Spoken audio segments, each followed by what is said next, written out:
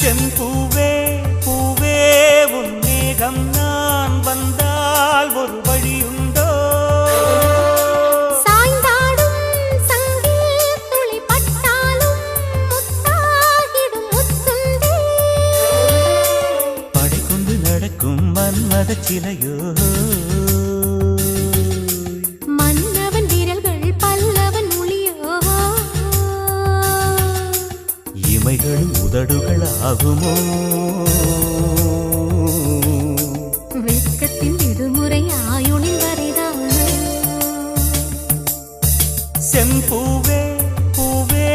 உன் மேகம் நான் வந்தால் ஒரு வழியுண்டோ